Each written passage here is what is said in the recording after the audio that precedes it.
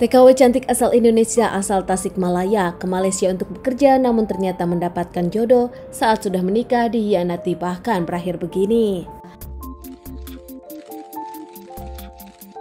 Seorang wanita bernama Juju Jumariah atau biasa dipanggil Mami Juju berasal dari Tasikmalaya. Janda dua anak ini memilih kerja di TKW pasca dirinya bercerai dengan sang suami. Bukan tanpa alasan membina rumah tangga dengan sang suami, dirinya bahagia namun pasca mendapatkan dua anak dan berjalannya rumah tangga ada cekcok hingga akhirnya memilih cerai.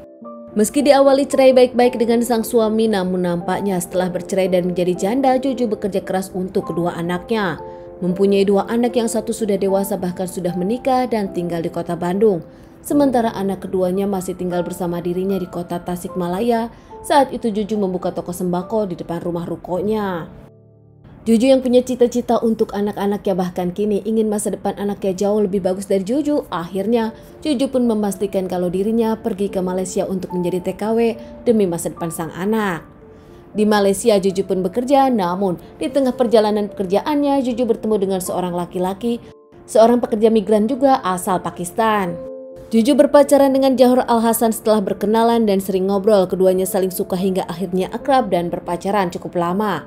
Pasca itu keduanya memutuskan untuk menikah dan langsung pindah ke Tasikmalaya mencoba peruntungan dengan berbisnis di Tasikmalaya dengan memakai uang modal hasil bekerja jadi TKW di Malaysia. Di awal rumah tangga Juju dengan sang suami Johor nampaknya baik-baik saja. Banyak yang suka dengan pasangan ini karena dirinya ramah. Juju yang memang sebelum menjadi TKW dulu adalah seorang pengusaha, dirinya punya warung ruko di depan rumahnya. Namun kini merambat, Juju pun membukakan usaha untuk sang suami agar ada penghasilan. Mereka membuka toko sembako juga, namun kali ini bukan nama warung Mami Juju, melainkan nama Johor Al-Hasan. Warung Johor di Tasikmalaya dikelola oleh Johor namun tetap memakai pegawai. Sama ramainya dengan warung Juju, di tengah mereka berusaha nampaknya Juju beberapa kali mendengar kalau sang suami berselingkuh dari dirinya. Keluarga dari Juju pun mendengar kalau Johor memang kerap main wanita. Puncaknya saat itu Juju tak terima. Ada Satpol PP datang ke rumah mengaku menggerebek Johor dan Johor harus ditebus oleh sang istri dengan tanda tangan sang istri. Karena perselingkuhan Johor yang terus-menerus dan akhirnya penggerbekan yang diketahui sang istri, kini Mami Juju memilih bercerai dari Johor.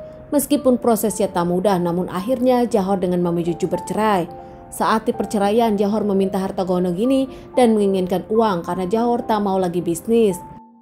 Dalam perceraiannya bersama Mami Juju, Johor pun mendapatkan uang. Bahkan biaya pernikahan Johor dengan istri barunya berasal dari Ciawi itu sebesar 50 juta dibiayai oleh Mami Juju. Mami Juju yang mengira perceraian bisa membuat dirinya tenang dan berharap bisa terlepas dari Johor. Dirinya ingin fokus kepada bisnis dan juga fokus kepada anaknya. Namun ternyata Mami Juju salah. Pasca dirinya sudah bercerai dengan Johor, padahal si Johor ini udah menikah lagi. Namun tetap, si Johor masih WhatsApp bahkan kini ingin rujuk dengan Mami Juju. Menurut penjelasan dari Johor, dirinya tak bahagia dengan istrinya dan kini dirinya sadar kalau Mami Juju adalah wanita yang pintar usaha dan pintar memanage keluarga. Mami Juju yang jelas tak ingin rujuk dengan Johor pun tak mau mengangkat telepon Johor, bahkan tak mau membalas WhatsApp Johor. Semua WhatsApp dan telepon Johor pun dicuekin Mami Juju. Johor yang kesal karena WhatsAppnya tak dibalas hingga telepon pun tak diangkat, Johor langsung datang ke rumah Mami Juju.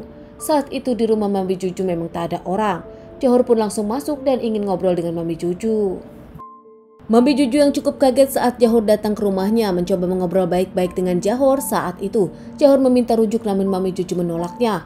Johor juga meminta lagi harta gono gini, namun dengan jelas Mami Juju pun menolaknya karena selama ini semua yang usaha adalah Mami Juju dan Johor tak pernah bekerja.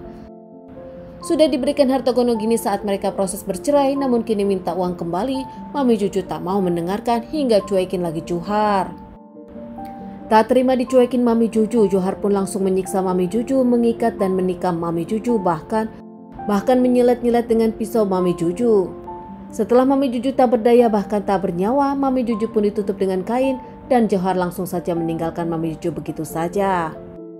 Saat itu Johor pun memang membawa handphone Mami Juju dengan alasan biar tak ada orang yang tahu kalau orang yang terakhir berkomunikasi dengan Mami Juju adalah dirinya. Hingga handphone Mami Juju pun diambil untuk menghilangkan barang bukti dan Johor membuangnya di jalanan. Saat itu jasad Mami Juju ditemukan oleh keponakannya sendiri. Keponakan Mami Juju kaget, sang tante penuh cairan merah dan keponakan Juju pun langsung lapor kepada pihak kepolisian. Tak lama pihak kepolisian pun datang olah TKP, bahkan Mami Juju pun dibawa ke rumah sakit untuk dilakukan otopsi. Para warga kaget dan sedih. Mami Juju ditemukan tak bernyawa. Mami Juju dikenal sebagai wanita yang baik, perhatian, bahkan menurut para tetangga Mami Juju tak pernah sombong, padahal kekayaan Mami Juju memang berbeda dengan tetangga lainnya. Anak Mami Juju pun merasa kehilangan dan tak menyangka Mami Juju berpulang begitu cepat. Kini tugas polisi mencari siapa pelakunya. Menurut keterangan dari para saksi dan juga para tetangga, bahkan ada yang melihat Johar keluar dari rumah itu. Sontak saja pihak kepolisian langsung mencari Johar, namun ternyata Johar sudah kabur. 3 hari kemudian akhirnya Johar pun diamankan. Kini Johar terancam hukuman 15 tahun penjara. Hingga seumur hidup. Johar pun mengaku dirinya menyesal, namun kini semua sia-sia. Menurut Johar, dirinya terlalu amat cinta kepada Juju, namun sebagai laki-laki dirinya masih nakal dan Juju tak terima hingga berakhir begini. Menurut keluarga dari Mami Juju menginginkan Johar dihukum seberat-beratnya, termasuk hukuman mati. Teman-teman, sekian dulu bahasan kasus yang aku bawakan kali ini. Semoga semuanya jadi pembelajaran untuk kita semua dan ditunggu bahasan kasus selanjutnya.